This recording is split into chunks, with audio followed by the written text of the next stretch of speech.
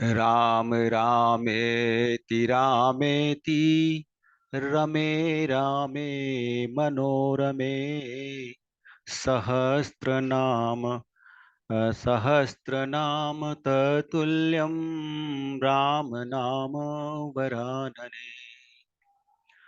राम रामेति रामेति रमे रामे मनोरमे सहस्रनाम ततुल्यं राम नाम वरानने।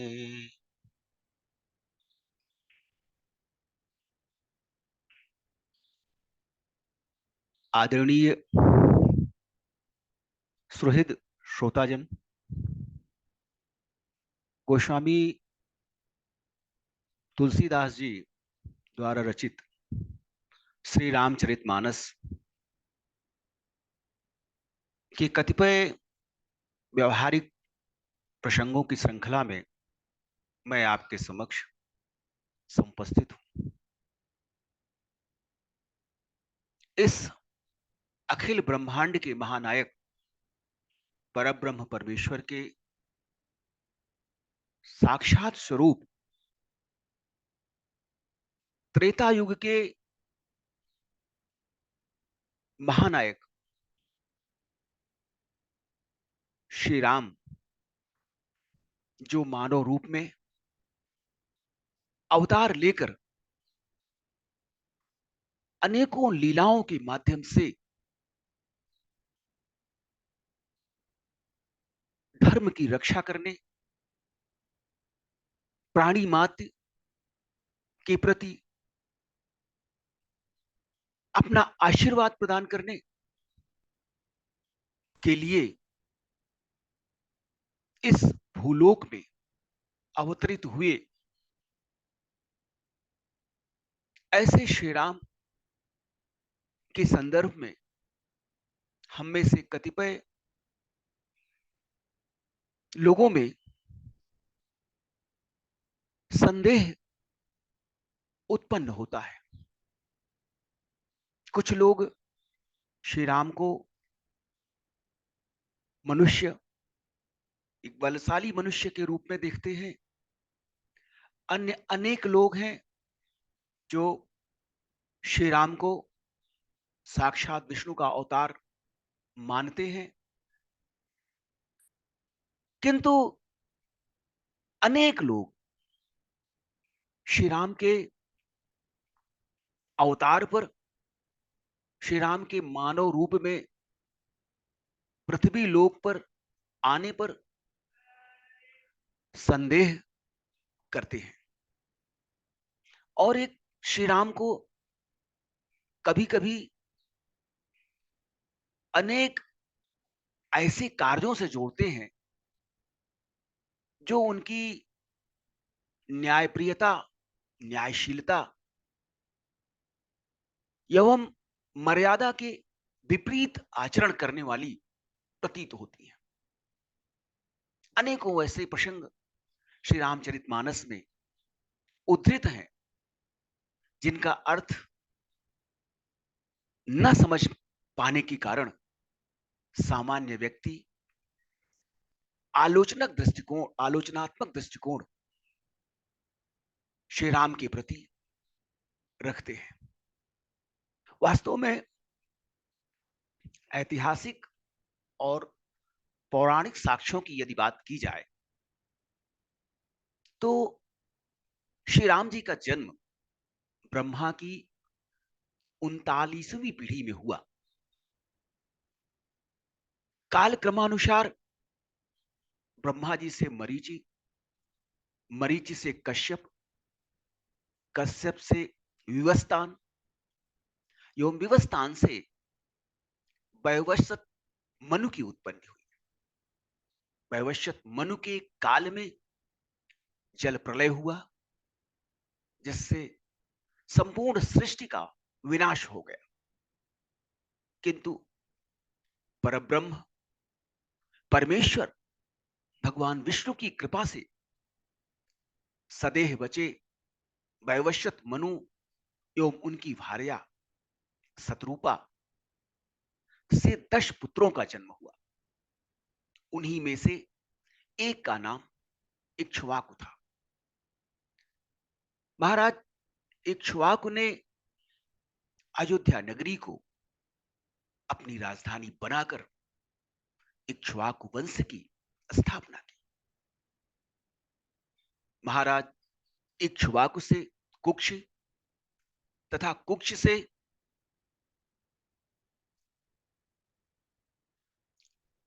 विकुक्ष उत्पन्न हुए। विकुक्ष से पुत्र बाण तथा बाण से अनरण्य एवं अनरण्य से पृथु की उत्पत्ति हुई। महाराज पृथु से त्रिशंकु, त्रिशंकु से धुंधुमार एवं धुंधुमार से युवनाक्ष की उत्पत्ति हुई। युवनाक्ष के पुत्र मांधाता, मांधाता के पुत्र सुषंधि एवं सुषंधि के दो पुत्र ध्रुवसंधि एवं प्रसेनजित हुए। ध्रुवसंधि के पुत्र भरत के नाम पर ही इस देश का नाम भारत पड़ा। महाराजा भरत के पुत्र अशित एवं उनके पुत्र शगर तथा सगर के पुत्र का नाम असमंजस था। असमंज के पुत्र अंशुमान एवं अंशुमान के पुत्र महाराज दिलीप हुए। महाराज दिलीप के दीर्घ काल तक गौ सेवा करने पर भगीरथ का जन्म हुआ। महाराज भगीरथ ने ही अपने 60,000 पूर्वजों की मुक्ति के लिए मां गंगा को पृथ्वी पर अवतरण के लिए घोर तपस्या की। उन्हीं के प्रयास से मां गंगा का पृथ्वी पर अवतरण हुआ। इसीलिए मां गंगा का एक नाम भागीरथी भी है। महाराज भगीरथ के पुत्र ककुत्स तथा ककुत्स के पुत्र का नाम रघु था। महाराज रघु अत्यंत प्रतापी एवं तेजस्वी थे। महाराज रघु के बाद इक्ष्वाकु वंश का नाम रघुवंश हो गया। तभी से श्री राम के कुल को रघुकुल कहा जाने लगा। महाराज रघु के पुत्र प्रवृद्ध एवं प्रवृद्ध के पुत्र भांखड़ हुए। भांखड़ के पुत्र का नाम सुदर्शन एवं सुदर्शन के पुत्र का नाम अग्निवर्ण तथा अग्निवर्ण से शीघ्रग तथा शीघ्रग से मरु एवं मरु से प्रशुक्रु का जन्म हुआ। महाराज प्रशुक्र के पुत्र महाराज अंबरीश तथा महाराज अंबरीश से नहुष की उत्पत्ति हुई। नहुष के पुत्र महाराज अंबरीश तथा महाराज अंबरीश से नहुष का जन्म हुआ। नहुष के पुत्र महाराज ययाति तथा ययाति के पुत्र नाभाग हुए।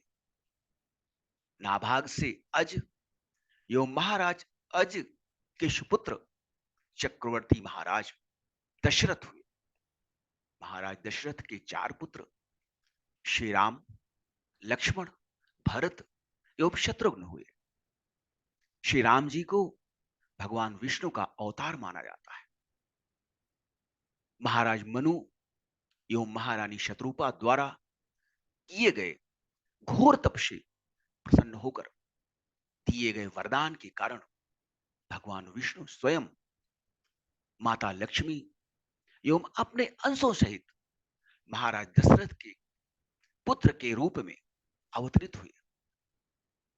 जब जब पृथ्वी पर अन्याय एवं अत्याचार बढ़ जाते हैं। साधु संतों एवं ज्ञानियों को मारकर धर्म को नष्ट करने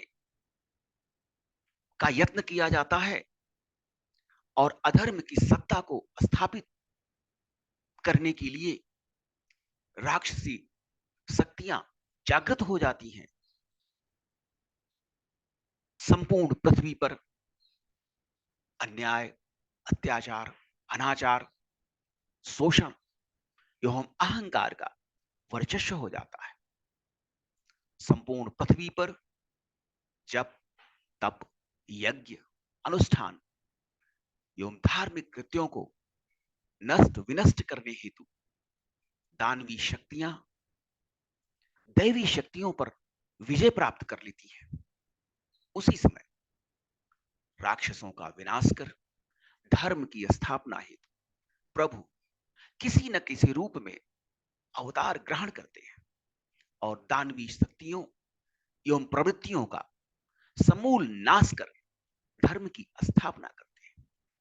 श्री राम जी भी त्रेता युग में रावण के अत्याचारों से मुक्ति दिलाने हेतु मानव रूप में अवतरित हुए। श्री राम जी द्वारा मनुष्य के रूप में किए गए कार्य किसी चमत्कार की भांति न होकर सामान्य मनुष्य के पुरुषार्थ प्रतीत होते हैं। इसीलिए जन सामान्य श्री राम को अवतारी न मानकर एक आदर्श मानव मानते हैं तथा उन्हें पुरुषोत्तम की संज्ञा देते हैं। अनंत ब्रह्मांड के सृजनकर्ता, पालनकर्ता एवं संहारकर्ता आदिशक्ति परमपिता परमेश्वर जो समस्त ब्रह्मांड के मूल एवं संपूर्ण सृष्टि के आधार हैं, सज्जनों की रक्षा के लिए एवं दुष्टों का विनाश करने के लिए समय समय पर विभिन्न अवतार लेते हैं।